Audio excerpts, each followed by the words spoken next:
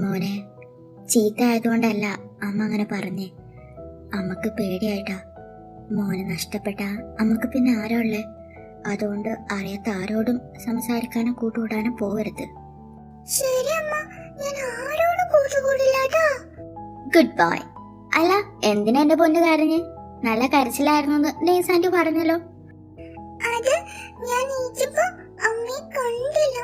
അപ്പൊ ദേവുട്ടന് പേടിയായി, അതാ കരഞ്ഞ്. അയ്യോടാ, അമ്മ എവിടെ പോവാനാ? മോനക്കുള്ള മെഡിസിൻ വാങ്ങാൻ പോയതല്ലേ? അല്ലെങ്കിൽ അമ്മ മോനെ വിട്ട് പോവോ? അങ്ങനെ കരയരുത് കേട്ടോ. ഇല്ല, എനിക്കറിയൂല. നമ്മൾ എപ്പോഴാ അമ്മ വീട്ടിൽ പോന്നെ? വൈകിട്ട് പോവല്ലോ. കാക്കാന്റി വരട്ടെ, അപ്പൊ പോവാട്ടോ. ഓക്കേ അമ്മ, ഇന്ന് വീട്ടിൽ പോവല്ലോ. ഇന്ദ്ര, നീ വന്നോ? നിന്നെ വിളിക്കാനിരിക്കുവായിരുന്നു. ആന്റി ഉണർന്നു. നീ വന്ന കാര്യം ഞാൻ പറഞ്ഞിരുന്നു. നിന്നെ അന്വേഷിക്കുന്നുണ്ട്.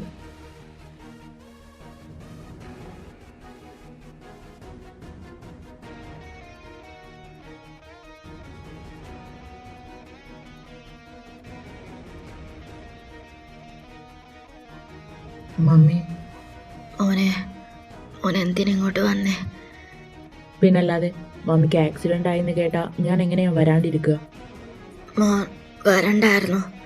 മോനെ വരുത്താനാ അങ്ങേരെന്നെ കൊല്ലാൻ പോലും നോക്കിയേ. എന്തിന്? ഞാനിവിടെ വരേണ്ട ആവശ്യം എന്താ അയാൾക്ക്? അങ്ങേർക്ക് വല്ല നേട്ടവും ഇല്ലാണ്ട് ഇങ്ങോട്ട് മോനെ വരുത്താൻ നോക്കില്ലല്ലോ. എന്നോട് കുറെ പറഞ്ഞതാ നിന്നെ വിളിച്ചു വരുത്താൻ. എന്നെ കൊണ്ട് എന്ത് നേട്ടം അങ്ങേർക്ക് കിട്ടാൻ പോകുന്നേ? ഞാൻ തന്നെ പറയാം, വേറൊന്നുമല്ല. നീ ഒന്ന് കല്യാണം കഴിക്കണം, അതും ഞാൻ പറയുന്ന ആളെ തന്നെ.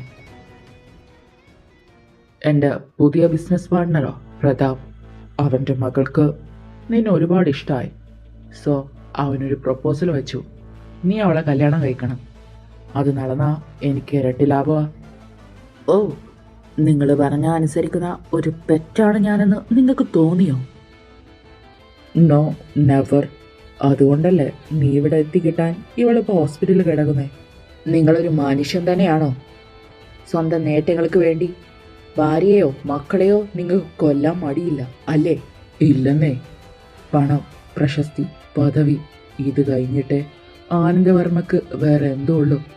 നിന്റെ മമ്മിക്കത് തുടക്കം മുതലേ അറിയാലോ. അറിയാടോ. ഏതായാലും എന്നെ വെച്ചുണ്ടാക്കാന്ന് താൻ കരുതണ്ട. അത് നടക്കാൻ പോകുന്നില്ല.